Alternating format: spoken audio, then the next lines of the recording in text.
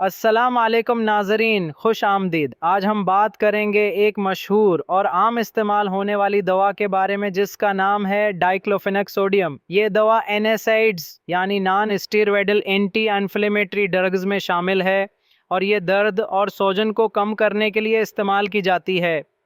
ये दवा जिस्म में मौजूद कुछ कुदरती केमिकल्स यानी प्रोस्टाग्लैंडिन्स को रोककर असर करती है जो दर्द, बुखार और सूजन पैदा करते हैं।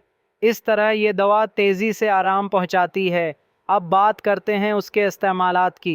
डिक्लोफेनेक सोडियम आम तौर पर इन बीमारियों और हालतों में दी जाती है: जोड़ों का दर्द और गठिया, रमेटिराइटिस और ऑस्टियोआर्थराइटिस, कमर, गर्दन या पठों का दर्द, सर्जरी के बाद का दर्द, दानत का दर्द, गाउट या चोट लगने की सूरत में सूजन और दर्द। आमतौर पर डॉक्टर दिन में 2 से 3 बार ये दवा खाने के बाद पानी के साथ तजवीज़ करते हैं ताकि मादा पर बोझ न पड़े। लेकिन उसके कुछ साइड इफ़ेक्ट्स भी हो सकते हैं, जैसे मादे में दर्द या जलन, मतली या एल्टी, हाजमे की खराबी, चक्कर या सर दर्द।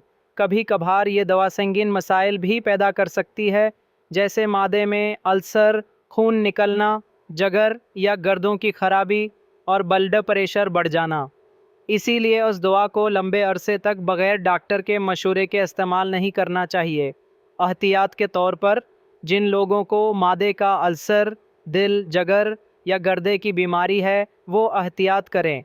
हामला या दूध पिलाने वाली ख़वातीन ये दवा डॉक्टर के मशवरे के बग़ैर इस्तेमाल न करें।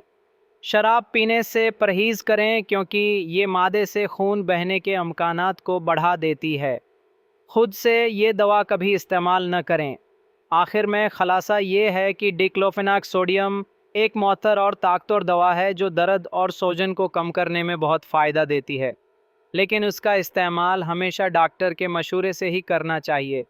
अगर आपको ये वीडियो मालूमाती लगी तो हमारे चैनल को सब्सक्राइब करें और दूसरों के साथ भी ज़रूर शेयर करें।